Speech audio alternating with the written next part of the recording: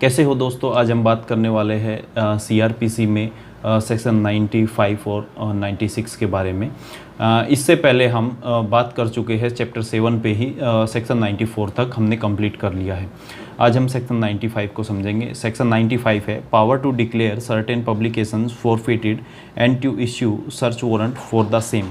जो ये डील करता है, जो अपस्त जो जब्त किए गए प्रकाशन है उनके बारे में ये डील करता है। तो इस सेक्शन में इंक्लूड क्या है, प्रकाशन जो कहे गए, पब्लिकेशन जो कहे गए हैं, पर पब्लिकेशन में क्या इंक्लूड होगा, न्यूज़पेपर, बुक्स और डॉक्यूमेंट्स इसमें इंक्लूड होते हैं। और इसमें क्या है, जब्त करने का जो ऑर्डर है, जो फॉरफीचर्स ऑर्डर है, वो किसी भी गवर्नमेंट के द्वारा लिया जाता है और उसका नोटिफिकेशन इश्यू किया जाता है।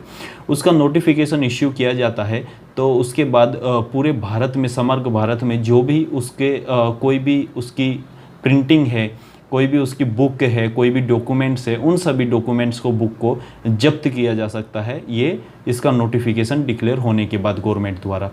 और उसमें दूसरा क्या है कि ये इसमें गवर्नमेंट जो भी उसका नोटिफिकेशन इश्यू करेगी या उसका ऑर्डर पास करेगी, तो उसमें गवर्नमेंट को ये कंपलसरी है कि उसको उसमें रीज़न बताना पड़ेगा कि उसमें उसने इश्यूज़ वाली जो भी चीज़ें हैं वो क्या देखी है, उसमें ऑब्जेक्शनेबल क्या था, वो उसमें सरकार को उसमें बताना पड़ेगा, डिक्लेयर करना पड़ेगा। दूसरा इसमें यह भी कहा गया है कि इसमें जो सब इंस्पेक्टर या उससे ऊपर की जो कैटेगरी के कोई भी पुलिस अधिकारी है, उनको मजिस्ट्रेट सर्च वारंट करके ये प्रकाशन जब्त करने के लिए सर्च वारंट इश्यू कर सकता है। तो ऐसे करके इसमें ये सर्च वारंट के बारे में दिया गया है। ये भी सर्च वारंट का जो एक भाग है, जो पार्ट बी है चैप्टर 7 का, उसके बारे में बात करता है।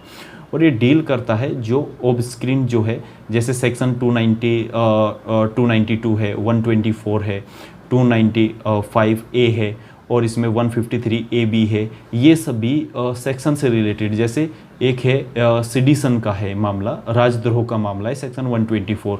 तो ऐसी कोई भी चीज़ें, कोई न्यूज़पेपर प्रिंट करता है या कोई किसी बुक में कोई प्रकाशन द्वारा प्रिंट की जाती है, तो ऐसी सभी चीज़ों को क्या हुआ है, कोई भी ऐसा डॉक्यूमेंट्स बनाया जाता है, उसको सरकार जब्त करने का आदेश दे सकती है, फॉरफीचर्स कर सकती है, उसको जब्ती कर सकती है। तो इस तरह से ये उसकी जब्ती की जा सकती है। तो इसमें दूसरा क्या है कि इसमें ये कहा गया है कि इस तरह से जो जब्ती की जाएगी वो सरकार के नोटिफिकेशन के आधार पर की जाएगी। ठीक है, इसमें ये कंफर्म हो गया है कि भाई किस चीज़ों की जब्ती की जाएगी, डॉक्यूमेंट्स में क्या इंक्लूड है। डॉक्यूमेंट्स ऐसे डॉक्यूमेंट्स जिनमें, जैसे मैंने बात की सेक्शन 124A के बारे में है, सेक्शन 153 का AB जो सेक्शन है आईपीसी का, और सेक्शन 292 है, 295A है। सेक्शन जो ये सभी है, या तो ये जाति के मतभेद खड़े करने के लिए सेक्शन है, या धर्म की जो उनकी जो भी आस्था है उनको ठेस पहुंचाने का ऐसा कोई भी कार्य करेगा, तो ऐसे लोगों को, या फिर अश्लील कोई भी प्रिंटिंग करेगा किसी भी बुक में या किसी भी न्यूज़पेपर में या किसी भी डॉक्यूमेंट्स में, तो ये उन सब के लिए है ये, कि ऐसी सब कुछ ना हो सके। अब इसके बाद में आता है सेक्शन 96। ये ऑर्डर तो पास कर दिया, अब इसकी अपील कहाँ होगी। तो इसकी अपील के लिए कहा गया है, इसकी अपील जो सेक्शन 96 में दी गई है उसके सिवा कहीं नहीं हो सकती। तो सेक्शन 96 में क्या दिया गया है कि इसकी अपील हाई कोर्ट के सिवा कहीं नहीं हो सकती। और इसकी अपील कितने टाइम में हो सकती है, तो उसका पार्ट ए कहता है कि इसकी अपील जो नोटिफिकेशन डिक्लेयर किया गया है गवर्नमेंट द्वारा, उस नोटिफिकेशन के आने के बाद ये 2 महीने के अंदर, 2 मंथ्स, विदिन 2 मंथ्स और 60 डेज जो हम बोल सकते हैं, उनमें ये इसकी अपील हो जानी चाहिए। अगर ये अपील नहीं होगी तो उसके बाद इसमें अपील का प्रोविज़न नहीं है। दूसरा इसमें ये कहा गया है कि इसकी अपील जो चलेगी वो किस बेंच में चलेगी। तो इसमें 3 जो स्पेशल बेंच है, 3 जजेस की, 3 जजेस की जो स्पेशल बेंच होगी, उसमें ये इसकी अपील चलाई जाएगी, ऐसा इसमें प्रोविज़न है। लेकिन जिस हाई कोर्ट में 3 जजों की स्पेशल बेंच नहीं है, वहाँ पे जो अलग अलग 3 बेंच है स्पेशल, उनको इकट्ठा करके ये इसमें अपील चलाई जाएगी, ऐसा इसमें कहा गया है। दूसरा इसमें ये कहा गया है कि अगर इसमें ये लगता है हाई कोर्ट को कि भाई ये इसमें गलत जब्ती हुई है, तो वो उसको ऑर्डर, इसको नोटिफिकेशन को सेट असाइड भी कर सकता है, उसको रद्द भी कर सकता है गवर्नमेंट का जो ऑर्डर है।